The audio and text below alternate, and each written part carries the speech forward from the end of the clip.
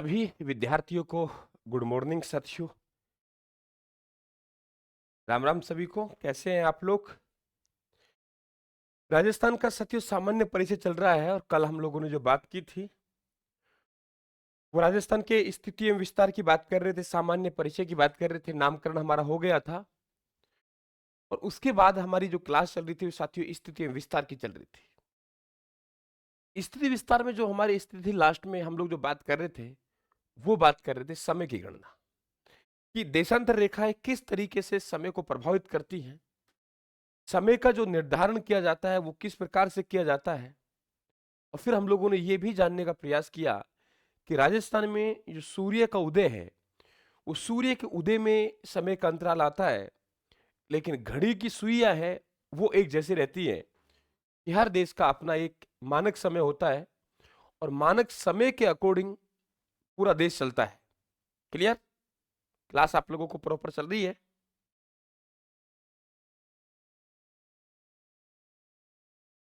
Class आप लोगों को शो हो रही है भाई, नहीं हो रही? एक बार आप कमेंट बॉक्स में कमेंट कर दें।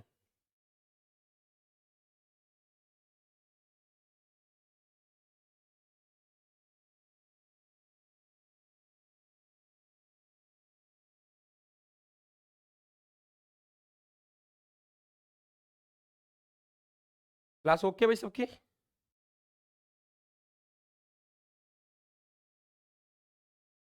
जी सर, ठीक है। तो वहां हम लोग बात करें आप लोगों के जो समय की गणना किस तरीके से की जाती है, शायद वहां हमारी क्लास थी और कुछ टेक्निकल इश्यू आया था तो लास्ट में वो क्लास हमारी रुक गई थी, इसलिए मैंने उस क्लास को बिना बताए आप लोगों को बंद की थी। तो उसी क्लास को हम लोग कंटिन्यू करते हैं, आगे बढ़ते हैं क्लास को।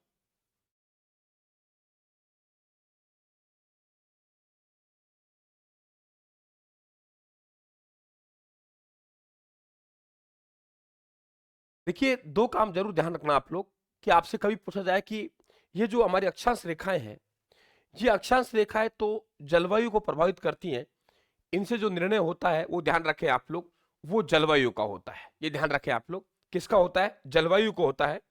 और यहां ध्यान दें आप लोग कि आप लोगों की ये जो अक्षांश रेखाएं, अक्षांश रेखाएं हैं, कौन सी रेखा है? अक्षांश रेखा। ये अक्षांश रेखा ध्यान रखें बेटा, इनसे निर्धारण जो होता है वो किसका होता है? जलवायु का होता है। किसका होता है? जलवायु को होता है। और दो अक्षांश रेखाओं के बीच की जो दूरी होती है, देखिए हमारे पास ये दो अक्षांश रेखा है और दो अक्षांश रेखाओं की ये जो बीच की दूरी है, ये दूरी कटिबंध कहलाता है। और आपने देखा होगा उपोष्ण कटिबंध, शीतोष्ण कटिबंध, यानी दो अक्षांश रेखाओं की दूरी, यानी जो मध्य की दूरी है उस मध्य की दूरी को हम लोग क्या कहेंगे? कटिबंध कहेंगे। मध्य की दूरी, और मध्य की दूरी को बेटा हम लोग क्या कहेंगे? मध्य की दूरी को हम लोग कहेंगे कटिबंध। एक तो ये आपको मालूम होना चाहिए। दूसरी बात, इसी प्रकार से ये जो हमारे पास देशांतर रेखा है, इस तरीके से ये जो हमारे पास गैप है, ये गैप, यानी दो देशांतर रेखाओं के मध्य की दूरी होती है ना? देशांतर रेखाओं के मध्य की दूरी, देशांतर रेखाओं के मध्य की दूरी, देशांतर रेखाओं के मध्य की दूरी, वो ध्यान रखना, वो मध्य की दूरी है, वो आपको मालूम होना चाहिए, उसे कहते हैं गोरे। मध्य की दूरी उसे क्या कहते हैं? गोरे कहते हैं। ये ध्यान रखें आप लोग, क्या कहते हैं? गोरे कहते हैं।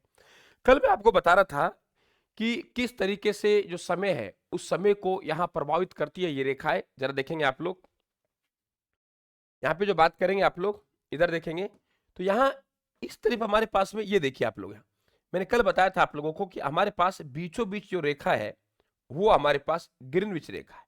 इसे हम लोग अंतरराष्ट्रीय तिथि रेखा बोलते हैं। क्या बोलते हैं बेटा? अंतरराष्ट्रीय तिथि रेखा। यानी ये जो हमारे पास होगी इसे अंतरराष्ट्रीय तिथि रेखा बोलते हैं और ये इसका निर्धारण ग्रीनविच में किया गया था, इसलिए ध्यान रखें इसे ग्रीनविच रेखा भी बोलते हैं। आधा पार्ट इधर रह गया, आधा पार्ट उधर रह गया, तो इधर वाला पार्ट है उसे हम लोग, ये जो है वो ध्यान रखें आप लोग, ये जो इधर वाला पार्ट है इसे हम लोग पश्चिमी गोलार्ध कहेंगे, पश्चिमी भाग कहेंगे। और ध्यान रखें आप लोग, ये हमारा पश्चिमी कहलाएगा, पश्चिमी गोलार्ध। और उधर वाला जो भाग है उसे हम लोग क्या कहेंगे? पूर्वी गोलार्ध कहेंगे। क्या कहेंगे? पूर्वी गोलार्ध कहेंगे। और फिर मैंने आपको यह भी समझाने का प्रयास किया था कि हमारे पास यहां से इधर चलेंगे हम लोग, इस दिशा की तरफ चलेंगे तो हमारे यहाँ पे 180 डिग्री, यानी 180 देशांतर रेखा इधर है और यहां से हम इस दिशा में चलेंगे तो हमारे पास 180 देशांतर इधर है। देशांतर रेखाओं की जो कुल संख्या होगी दोनों गोलार्धों मिलाकर वो कितनी हो जाएगी हमारे पास में, कितनी हो जाएगी 360। 360 हमारे पास देशांतर रेखा है। दोनों गोलार्धों में 180 है देशांतर रेखा। देशांतर रेखा कितनी है 360 है। दोनों गोलार्धों में कितनी है ध्यान रखें आप लोग 180 है। अब आप देखेंगे ये जो हमारा ये जो पूरा घुमाव हो रहा है वो कितने घंटों में हो रहा है, 24 घंटों में हो रहा है। कितने घंटे में हो रहा है, 24 घंटे में हमें कंप्लीट घुमाव देखने को मिलेगा। और वो कितना डिग्री 360। क्लियर।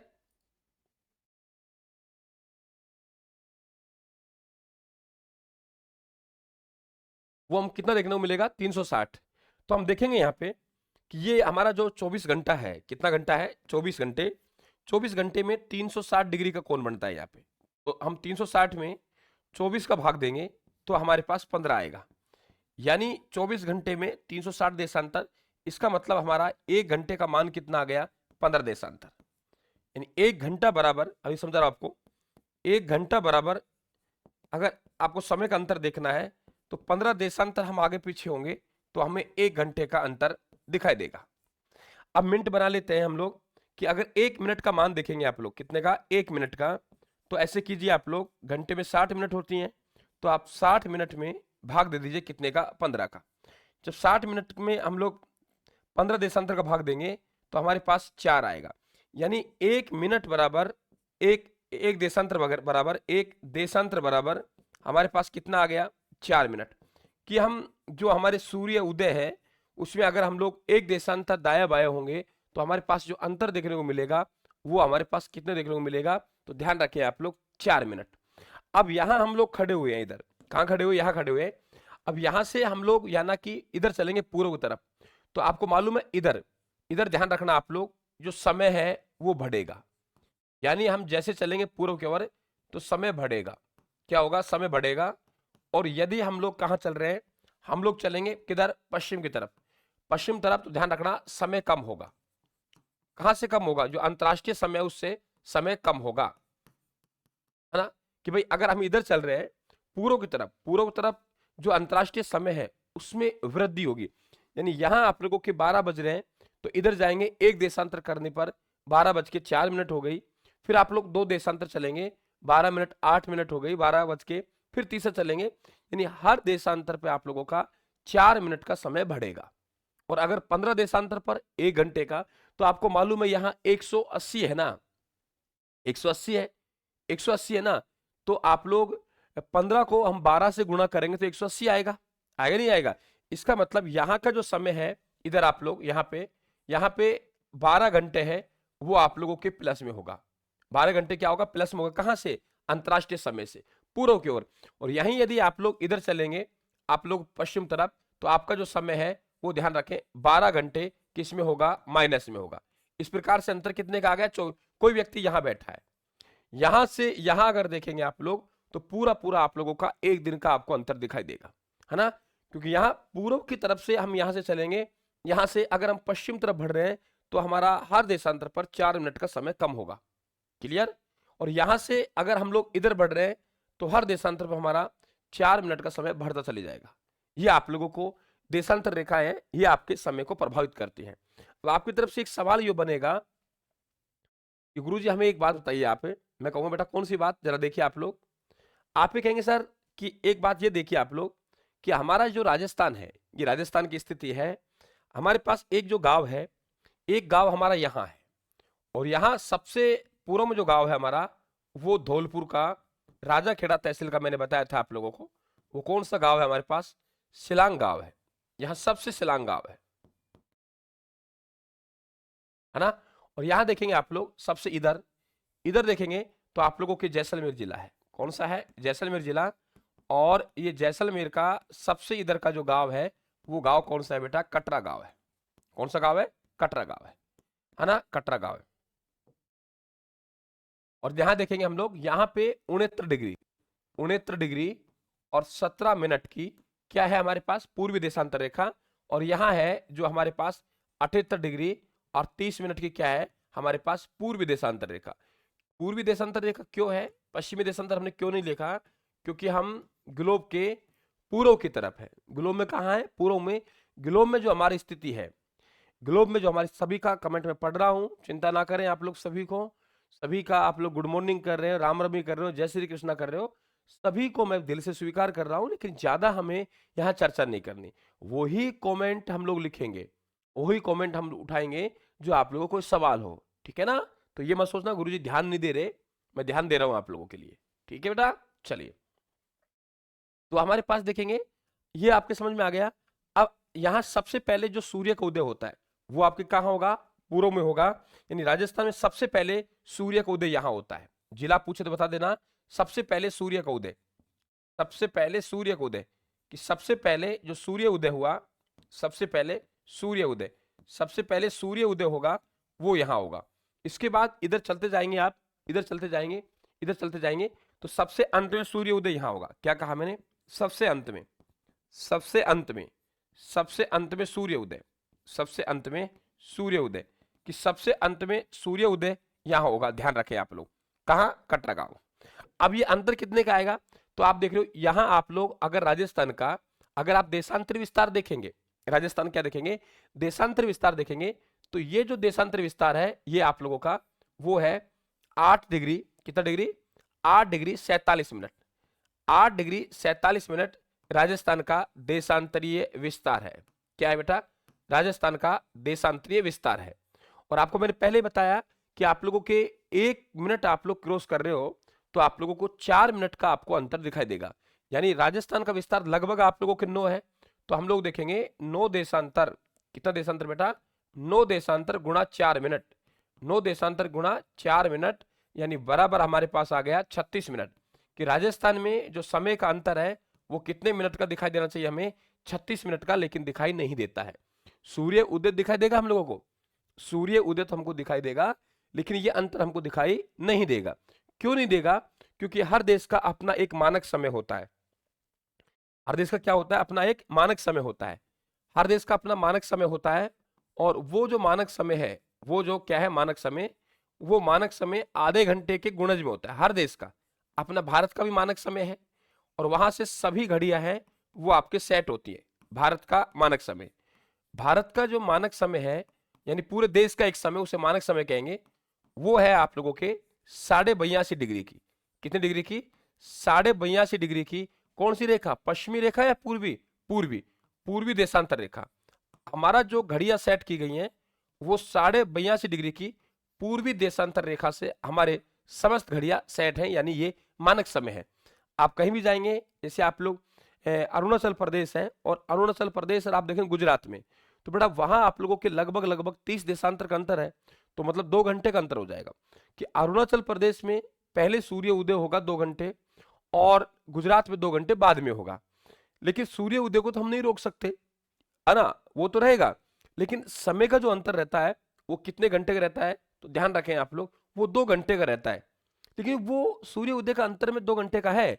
वहां लोग, ये ध्यान रखें आप लोग, अरुणाचल प्रदेश में बच्चे स्कूल जा रहे हैं, मान लो जा रहे हैं ना, तो वहां के जो बच्चे हैं क्या करेंगे आप लोगों के?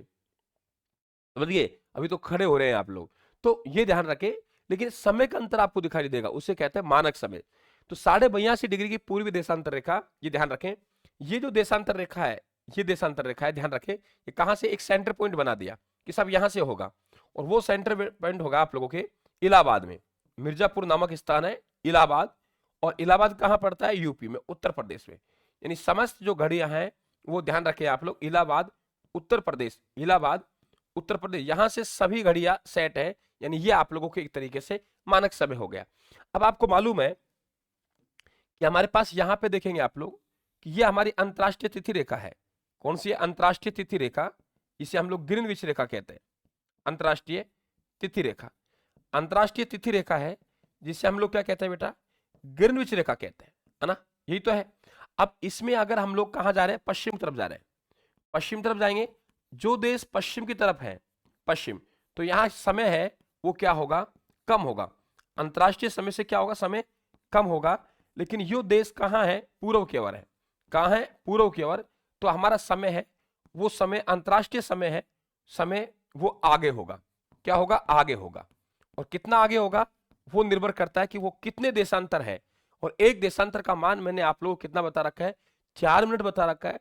और 15 देशांतर का मान मैंने कितना बता रखा है आप लोगों को, 1 घंटा बता रखा है। क्लियर? 15 देशांतर का मान कितना बता रखा बेटा मैंने आपको, 1 घंटा बता रखा है। तो इसका मतलब सीधी सीधी बात है यहाँ पे, ये देखिए आप लोग, सीधी सीधी बात है यहाँ अगर आप लोग देखेंगे तो ये जो आप लोगों का इलाहाबाद है, इलाहाबाद कहाँ है, उत्तर प्रदेश, ये ध्यान रखें आप लोग यहाँ पे बेटा। तो अब ये ध्यान रखें हम लोग, हमारा जो है वो आपको मालूम है कि हम कितने देशांतर है, 82.5 है ना। तो आपको मालूम है कि 15 देशांतर का मान कितना होता है, 1 घंटा होता है, होता नहीं होता। अगर आप 15 देशांतर चल रहे हैं तो 15 देशांतर बराबर कितना हो गया, 1 घंटा हो गया। हमारे पास तो 15 5 75, इसका मतलब 5 घंटा तो पूरा पूरा हो गया। 15 5 75, 5 घंटे तो पूरा पूरा हो गया। और हमारे पास में 7.5 और है, तो इसका मतलब सीधी सी बात है आप लोगों के 5.5 घंटे, कितना बेटा, 5.5 घंटे समय है वो हमारा आगे होगा। समझिएगा आप लोग, अब बात समझ में आ गई कि ठीक है सूर्य उदय में तो अंतर आता है, लेकिन समय की जो गणना है बेटा उसमें अंतर नहीं आता है, क्योंकि प्रत्येक देश का अपना मानक समय होता है। हमारा देश का, हमारा भारत देश का जो मानक समय है वो मानक समय कितना है, वो आप लोगों के 82.5 डिग्री का है। एक बार कमेंट कर दीजिए अगर मेरी बात को समझ पाए तो मैं आगे बढ़ूं। आराम से अच्छी तरीके से हम लोग ज्योग्राफी को पढ़ेंगे, कोई हड़बड़ाहट नहीं है, बहुत अच्छी तरीके से ज्योग्राफी को लेकर चलेंगे। क्योंकि ज्योग्राफी के ये शुरुआत के टॉपिक जितने ज्यादा मजबूत होंगे, अब हमने अक्षांश देशांतर को यहाँ पढ़ लिया, तो आपको मालूम होना चाहिए कि हम जब जलवायु पढ़ेंगे तो हमें किसी प्रकार की दिक्कत नहीं आएगी, क्योंकि जलवायु को जो प्रभावित करेगा वो आप लोगों की अक्षांश रेखाएं करेंगे। दिन छोटे बड़े हम लोग पढ़ेंगे वो अक्षांश रेखाओं से पढ़ेंगे। तो एक बार कमेंट कर दीजिए ये पूरी तरीके से बात समझ में आ गई। चलिए, इसको जितना मजबूती लेंगे ना तो उतना ही हमारे पास में अच्छा हमारे पास होगा, ये ध्यान रखें आप लोग। क्लियर? चलिए, तो हमारे पास में सूर्य उदय वाली बात हो गई, समय का अंतर वाली बात हो गई। अब देखिए हमारे राजस्थान का ये दक्षिणी भाग है, यहां देखेंगे आप लोग, तो यहां से हमारे पास में एक रेखा गुजरती है, वो कर्क रेखा। मैंने आपको कल ही बताया था कि आप लोगों के जो उत्तरी गोलार्ध है, ये यहां से एक कर्क रेखा गुजरती है। कौन सी गुजरती है? कर्क रेखा गुजरती है यहां से, कर्क रेखा गुजरती है यहां से, और इसे हम लोग क्या बोलेंगे, कर्क रेखा, है ना, कर्क रेखा। मैंने कल भी बात की थी आप लोगों से, और आज इस पे बिल्कुल मैं विस्तार से बात कर लेता हूं। डायग्राम देखता हूं कहां लगाया हुआ है, बातें समझ में आ रही बेटा? जहां किसी की बात समझ में नहीं आए बिल्कुल निसंकोच मुझे बता देना है, कोई दिक्कत नहीं है ना। 2 मिनट और लग जाएंगे चलती क्लास में यार, क्या फर्क पड़ रहा है। और यदि क्लास पूरी हो गई फिर तुम लोग कहेंगे गुरुजी ये बात दोबारा बताना, तो वहां थोड़ा मुश्किल होता है। हालांकि ऐसा मौका नहीं दूंगा आप लोगों को, जितनी मेरी क्षमता है, जितनी मेरी ताकत है पूरी मैं आप लगाता हूँ पढ़ाने में ईमानदारी के साथ। जितनी है वो कितनी है वो आप सब देखते हो, अच्छी है बुरी वो नहीं कहूंगा मैं, लेकिन मेरा पूरा प्रयास रहता है कि मैं मेरे पास जो है उसको आप लोगों को दूं। देखिए बेटा कल ही मैं बात कर रहा था, ये जो हमारे पास में ये जो आपको रेखा दिखाई दे रही है ये आपकी भूमध्य रेखा है। भूमध्य का मतलब क्या हो गया, भूमि के मध्य से, भूमि के मध्य से, तो इसे हम भूमध्य रेखा कहेंगे। कल ही मैं आपसे चर्चा कर रहा था, ये भूमध्य रेखा है, इसे हम लोग क्या कहेंगे, विषुवत रेखा भी कहेंगे। और ये रेखा है हमारी वो 0 डिग्री की है। आप लोगों के नीचे आधा गोलार्ध रह गया, आधा गोलार्ध ऊपर गया, तो ऊपर गोलार्ध को हमने क्या कहा, उत्तरी ध्रुव, यानी यहां आप लोगों के एक तरीके से हम लोग कह सकते हैं उत्तरी गोलार्ध। यानी ये जो गोलार्ध है हमारा सीधे सीधे कहेंगे ये आपका उत्तरी गोलार्ध हो गया, है ना। क्योंकि भूमध्य रेखा से ऊपर का जो भाग है उसे हम लोग उत्तरी गोलार्ध कहेंगे, और बेटा भूमध्य रेखा से नीचे का भाग है इसे हम लोग दक्षिणी गोलार्ध कहेंगे, है ना। ये ध्यान रखें आप लोग। और मैंने यहाँ पे अगर हम यहाँ चलते हैं तो ध्यान रखें 90 जो डिग्री है वो 90 डिग्री उत्तरी गोलार्ध में है, और 90 डिग्री है वो दक्षिणी गोलार्ध में है, ठीक है। और एक आप लोगों की भूमध्य रेखा तो 90 डिग्री ऊपर 90 डिग्री नीचे, और एक आप लोगों की भूमध्य रेखा इस प्रकार 181, ये ध्यान रखें आप लोग, ये बनेंगे। अब ये क्या होता है कि अगर हम लोग उत्तरी गोलार्ध में जा रहे हैं, कहां जा रहे हैं, उत्तरी गोलार्ध में, तो उत्तरी गोलार्ध में 23.5 डिग्री चलना है हमें यहाँ से, है ना। 1 डिग्री 2 डिग्री ऊपर भी चलेंगे तो हम 90 तक चलेंगे, और नीचे की तरफ चलेंगे तो हम लोग यहाँ भी 1 डिग्री 2 डिग्री 3 डिग्री 4 डिग्री ऐसे चलेंगे। तो यदि हम लोग उत्तरी गोलार्ध में 23.5 डिग्री चल रहे हैं बेटा, कहाँ चल रहे हैं, उत्तरी गोलार्ध हम 23.5 डिग्री, तो उत्तरी गोलार्ध में चलेंगे तो हमारे पास 23.5 डिग्री हो गया। उत्तरी गोलार्ध में चल रहे हैं हम 23.5 डिग्री हो गया। तो यहाँ पे ये जो हमारे पास में 23.5 डिग्री की रेखा है, ऊपर भी है और नीचे भी है, और नीचे भी आप दक्षिणी गोलार्ध में चलेंगे यहाँ भी आपके 23.5 डिग्री है। लेकिन फर्क है भाई, फर्क इसलिए है क्योंकि ये जो 23.5 है ये आप लोगों के उत्तरी अक्षांश है, ये अंतर समझ लेना, ये आपके उत्तरी अक्षांश रेखा है। अक्षांश रेखा है ये 23.5 की, लेकिन कौन सी अक्षांश है? आप लोग कहेंगे गुरुजी ये उत्तरी अक्षांश है। ओके, और नीचे की तरफ बात करेंगे 23.5 नीचे चलेंगे तो ये भी अक्षांश है, लेकिन ये जो अक्षांश है बेटा वो कौन सी अक्षांश है? दक्षिण अक्षांश है। कौन सी अक्षांश है? दक्षिण अक्षांश है। तो आप लोगों के उत्तरी अक्षांश ये हो गया और आप लोगों के दक्षिण अक्षांश है ये आप लोगों के ये हो गया। 23.5 डिग्री की उत्तरी अक्षांश रेखा उत्तरी गोलार्ध में और 23.5 डिग्री की दक्षिणी अक्षांश रेखा दक्षिणी गोलार्ध में। ये अंतर मान दोनों का समान है, लेकिन एक उत्तर में है और एक आपको दक्षिण में है। हमारे पास में ये जो आपके 23.5 डिग्री की ऊपर रेखा है इसे हम लोग कर्क रेखा कहते हैं, जो राजस्थान के बिल्कुल दक्षिणी भाग से गुजरती है। और नीचे आप लोगों के 23.5 डिग्री की है उसे हम लोग मकर रेखा कहते हैं। ठीक है, अब क्या होता है, जो हमारे पास सूर्य है, सूर्य क्या होता है, हमने एक तिथि आप लोग जानते होंगे 21 जून। 21 जून है, ध्यान रखें आप लोग, 21 जून को सूर्य है वो सीधा कहां चमकता है? वो कर्क रेखा पे चमकता है। और ध्यान रखें आप लोग 22 दिसंबर है, 22 दिसंबर को सूर्य है ये कहां चमकता है? तो ध्यान रखें आप लोग ये मकर रेखा पर चमकता है। ठीक है, और दो तिथि ऐसे आती है हमारे पास में 21 मार्च, एक तो आती है हमारे पास 21 मार्च और 23 सितंबर। कितना? 21 मार्च और 23 सितंबर। जैसे यहां हमारे पास में हम लिखा 23 सितंबर, ये जो 23 सितंबर है ये यहां, और 21 मार्च, ये दो दिन ऐसे होते हैं जहां आप लोगों के सूर्य है वो सीधा सीधा भूमध्य रेखा पर चमकता है। ठीक है, एक बार यूं आ गया और एक बार यूं आ गया, तो 4 तिथि आपके पास हो गई। 21 जून हो गया, 22 दिसंबर हो गया, 21 मार्च हो गया, 23 सितंबर हो गया। सूर्य का जो उत्तरायण होता है और सूर्य का दक्षिणायन होता है उसे हम बोलते हैं संक्रांति। क्या बोलते हैं? संक्रांति बोलते हैं। क्या बोलते हैं? संक्रांति। इसका मतलब सूर्य जो है वो 21 जून को कर्क रेखा पर चमकता है, इसलिए हम इसे कर्क संक्रांति बोलते हैं। यानी सूर्य क्या है? उत्तरायण है। सूर्य क्या है? उत्तरायण है। तो सूर्य का उत्तरायण होना वो क्या कहलाता है? कर्क संक्रांति। और सूर्य का दक्षिणायन होना वो क्या कहलाता है? मकर संक्रांति। ठीक है, सूर्य का उत्तरायण होना, सूर्य का दक्षिणायन होना, यह आप लोगों के संक्रांति कहलाता है। तो सूर्य कर्क रेखा पे कब चमकेगा? 21 जून को, और सूर्य मकर रेखा पे कब चमकेगा? तो 22 दिसंबर को। ये बात क्लियर हुई? इसका मतलब सीधा सीधा कहना चाहते हो आप लोग कि सर यहां गर्मी होती है? बिल्कुल होती है। जब गर्मी होती है तो सीधी सी बात है कि 21 जून है ये सबसे बड़ा दिन लिखता है, यानी उत्तरी गोलार्ध में सबसे बड़ा दिन, उत्तरी गोलार्ध में सबसे बड़ा दिन होगा, सबसे बड़ा दिन उत्तरी गोलार्ध में सबसे बड़ा दिन। तो उत्तरी गोलार्ध में बेटा सबसे बड़ा दिन होता है वो कौन सा होता है? 21 जून को होता है।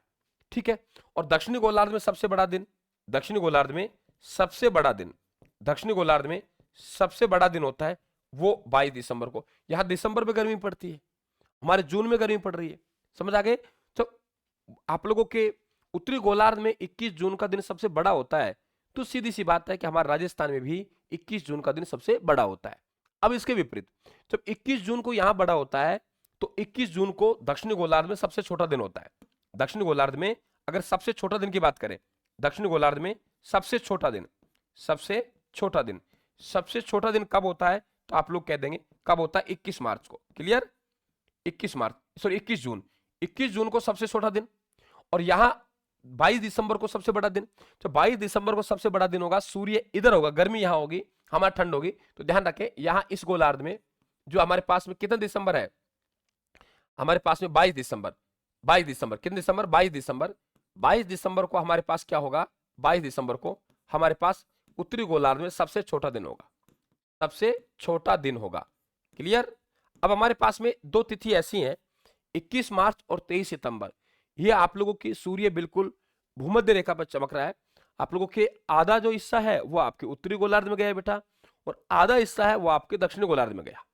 जब आधा हिस्सा आप लोगों को उत्तरी गोलार्ध में गया, आधा हिस्सा आपके दक्षिणी गोलार्ध में गया, इन दोनों के बराबर दो तिथि ऐसे आती हैं जहां दिन रात की अवधि है वो क्या होती है? समान होती है। यानी आप लोगों के 23 सितंबर और 21 मार्च है, यहाँ पे आप लोगों की जो दिन रात की अवधि है वो क्या होगी? समान होगी। तो 23 सितंबर 21 मार्च, क्या कहा बेटा मैंने? 23 सितंबर और 21 मार्च का जो है वो आपके समान होगा। यानी यहाँ ये है, ये आपके दो तिथि जहां आप लोग दिन रात की अवधि समान होती है। समझ गए आप लोग? वो तिथि जहां पे दिन व रात दोनों गोलार्धों में दिन रात की अवधि समान होती है, ना बड़ा ना छोटा, दिन रात की अवधि होती है वो अवधि क्या होती है? समान होती है। दिन रात की अवधि है वो क्या होती है, समान होती है। और वो अवधि कौन कौन से ध्यान रखें आप लोग, एक आप लोगों के 21 मार्च है, क्या है 21 मार्च, और दूसरा है आप लोगों के वो है 23 सितंबर। 23 सितंबर और 21 मार्च ये दोनों आप लोगों की अवधि बराबर होती है। क्यों होती है, मैंने आपको बाकायदा उदाहरण से समझाया है। इनको भी हम दो शब्दों से चिन्हित करते हैं। जैसे 21 मार्च है तो हमारे पास ये ऋतु है, ये बसंत है, तो इसे हम लोग इस तिथि को बसंत कहते हैं। और बसंत क्या कहते हैं, विश्व कहते हैं, विश्व, ठीक है। और यहाँ हमारे पास शरद है तो इस तिथि को हम लोग शरद विश्व कहते हैं। अब इससे यहाँ आप लोगों के कितने ही सवाल बना लीजिए, आपको किसी प्रकार की कोई दिक्कत यहाँ पे होगी नहीं। तो मेरे हिसाब से एकदम आपके क्लियर हो गया कि किस तरीके से यहाँ पे वो जो हमारा समय की गणना को जो प्रभावित किया, वो समय की प्रभावित कर रहा है, वो क्या कर रहा है, हमारी देशांतर रेखा है और अक्षांश रेखा है, वो किसको कर रहा है, जलवायु को प्रभावित कर रहे हैं। ओके, चलिए आगे वापिस वहां चलते हैं कि यहां हम लोग कर्क रेखा की बात कर रहे थे। कर्क रेखा बिल्कुल राजस्थान के दक्षिण से गुजरती है ना। कर्क रेखा राजस्थान के दक्षिण से गुजरती है, ये बात हमने समझ ली।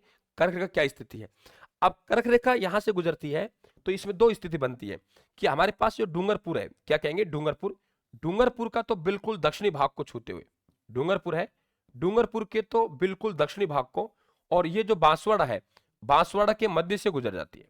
कर्क रेखा बांसवाड़ा के तो बिल्कुल मध्य से और डूंगरपुर के दक्षिणी भाग को छूती हुई गुजरती है। इसका मतलब राजस्थान का जो अधिकांश हिस्सा है वो कर्क रेखा के उत्तर में है। राजस्थान का जो अधिकांश हिस्सा है बेटा वो कहाँ है, कर्क रेखा के उत्तर में है। राजस्थान का अधिकांश हिस्सा है वो कर्क रेखा के उत्तर है। और कर्क रेखा की लंबाई की अगर बात करें राजस्थान में, तो लंबाई लगभग लगभग आप ले 26 किलोमीटर है। लंबाई लगभग लगभग कितनी है बेटा, 26 किलोमीटर, ये आप लोग ध्यान रखेंगे, है ना। अब क्या होता है कि जो हमारे सूर्य की सीधी किरणें पड़ती है बेटा, वो कहां पड़ती है, कर्क रेखा पर। तो सूर्य की सीधी किरणें कहां पड़ती है, कर्क रेखा पर। तो आप लोग यहां सूर्य की सीधी किरणें, सूर्य की सीधी किरणें, एक बात समझ लेंगे फिर हमारा क्लियर हो जाएगा। यहां से सूर्य की सीधी किरणें, सूर्य की सीधी किरणें कहां पड़ती हैं, कर्क रेखा पर पड़ती हैं, कर्क रेखा पर, कर्क रेखा पड़ती है। इसका मतलब कि हमारी सबसे सीधी किरणें हैं वो कहां पड़ेंगी, बांसवाड़ा में। बांसवाड़ा डूंगरपुर में ये बांसवाड़ा है, यहां सूर्य की किरणें सबसे सीधी पड़ती हैं, सीधी पड़ती हैं, सूर्य किरणें सीधे पड़ती हैं। अब यहां से आप लोग जैसे जैसे उत्तर में जाएंगे तो इनका तिरछापन बढ़ता चली जाएगा। वो ऑप्शन डिपेंड करेगा। जैसे यहां हमारे पास में श्री गंगानगर है, क्या बेटा, श्री गंगानगर, यहाँ पे हमारे पास क्या है, श्री गंगानगर। तो ये हमारे पास जो श्री गंगानगर है, क्या है, श्री गंगानगर, यहां सूर्य की सबसे तिरछी किरणें पड़ती हैं। अब जरूर थोड़ी है आप लोगों को सबसे तिरछी किरणें,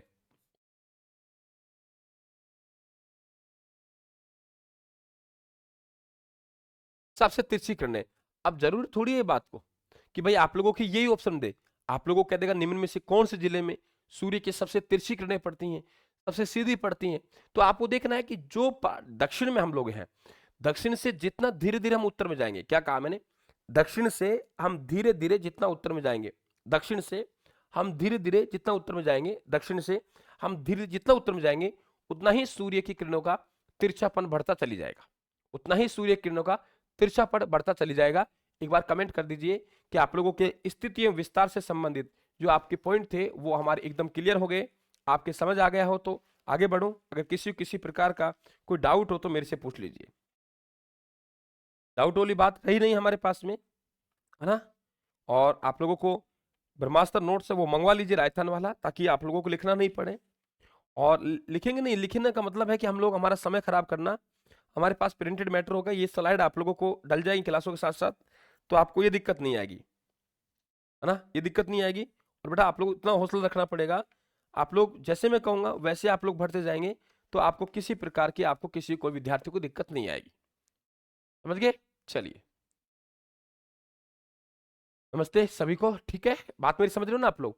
तो नोट्स होंगे फिर क्या है, मजा हम लोग को केवल समझने में है, ये आपको ध्यान रखना है। जिनके पास नोट्स नहीं है मंगवा लीजिए आप लोग, ज़्यादा कॉस्ट नहीं है, फोटो कॉपी का आप लोगों का रेट है और थोड़ा सा किताब से महंगा पड़ता है। कारण ये है कि आप लोगों के पेपर अच्छा यूज करते हैं हम लोग। अब बात करते हैं हम लोग राजस्थान के साथियों, आप लोगों के आकृति, राजस्थान की आकृति क्या है, आप लोग हेडिंग डाल दीजिए राजस्थान की आकृति। राजस्थान की नामकरण हमने पढ़ा, राजस्थान की स्थिति एवं विस्तार पढ़ा हम लोगों ने, और अब राजस्थान के हम लोग आकृतियों की बात करेंगे।